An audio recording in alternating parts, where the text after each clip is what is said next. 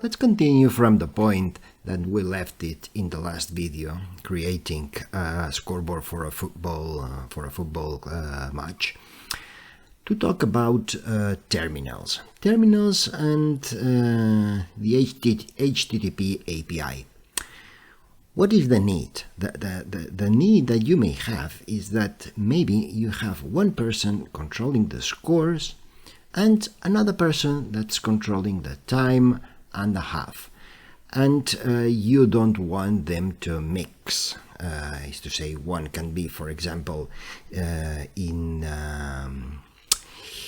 one side of the stadium and the other one maybe in another side of the stadium, or maybe simply there is a restriction in the rules of the game so that they have to be separate. That's fine. The system includes an application server. The idea is that you can define a set of controls that can be managed from one computer and controls that can be managed from another computer. How do we do it? We achieve it by using a web application.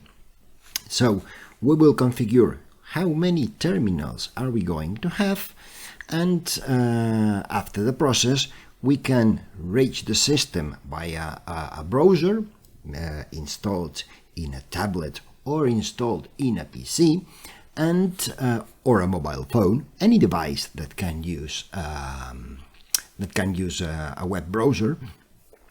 And this way you can divide the control of the scoreboard in different places. At the same time, this allows us to create a set of HTTP connections so that you can manage the scoreboard using your own application. You don't need to use the terminals. You can create your own application to control the scoreboard. This is done via the HTTP API. Let's see how it works. To configure it, first we have to click in the configuration terminals button, this one here, in the shape of a tablet, and we will find this window. This window is the same that the global options, right? But it's the tab of the terminal configuration. By default, it's turned off. We have to select a port, right? So that if you have different LDS scoreboards playing in the same computer, each of them will need to have a different port. So here we can configure it. By default, we will leave the 8080. Let's turn it on. And in this moment, the system is listening for the terminals. If you are using a tablet or a phone, you can scan the QR code and automatically a web browser will open in the device. If you are using a computer, you can open this URL, just typing it in your browser or just clicking it in this computer. For demonstration purposes, we will do it with our browser in the computer. But I will insert images in the video so that you can see how it works in a mobile device, in a tablet, right? But before opening the web browser, we should configure some terminals. Is to say, we should define which pages are allowed to control which counter and timer. So let's create a new terminal. We will type it a name here. We will say timer control. And we will allow to control the match time. We will control the half of the match, right? So the timer control will allow us to manage these two elements. We save.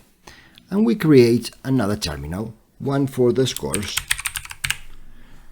and we will allow to control the local and the guest score. Because we think it's interesting, we can allow him to control which slides the system is going to be displaying, right? So let's save. And now it's time to see how the terminals look.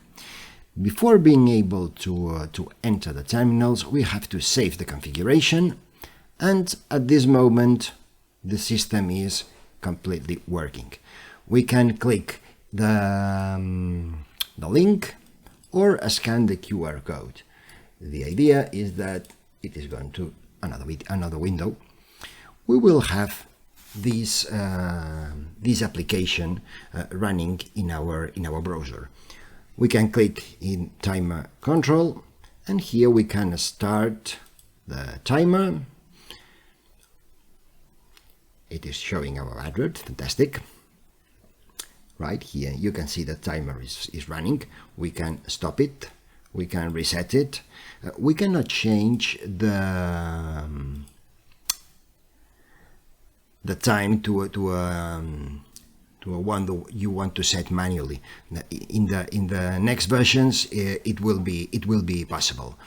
And we can change, of course, the half that the system is that the match is playing. We can go back and we can control the scores from this other terminal, going up and going down. As also as we indicated that we can control the slides if the system was, for example, stopped. Let's go to stop it manually. We could start it remotely. Okay? So this is the concept of terminals. You define what controls you have in what page, and you are able to access it from anywhere in your local area network. Just that. Important information here. We do not apply any security. We assume that in your local area network you will not find surprises, right? We have done it this way so that it is easy and simple to use. And now let's go to see the HTTP API. If we click in the web API in this button, in these 3 points, we will see that a page appears that has a set of URLs. These URLs, each of them, can be copied directly to the clipboard. This is generated dynamically to match the counters and the timers that you have configured. So, for example, if we want to increment the local score, we should make a request to this HTTP address. Let's copy it in the clipboard, and let's use the web browser as a launcher. We paste it here, and when we send it, automatically the local team has increased its score, right? We can use any of these URLs to control all these elements, and you can do it from any application that is in the local area network. You can use it in a Stream Deck, you can use it with a browser, you can use it in your own application, wherever you want, right? Very simple to use. So this is all for the terminals. Simple concept, I think, is very powerful and can help you to integrate this system in other systems, using, for example, Catan or your own piece of software that you or your client may have. Another thing, we will talk about rosters in another video, but to turn on the roster terminal, we have to click here, right? In this terminal, in this example, we are not using rosters. We will do it in another video. We will show exactly how rosters work in the terminals. Thank you very much. Thanks for your time, and have a nice day.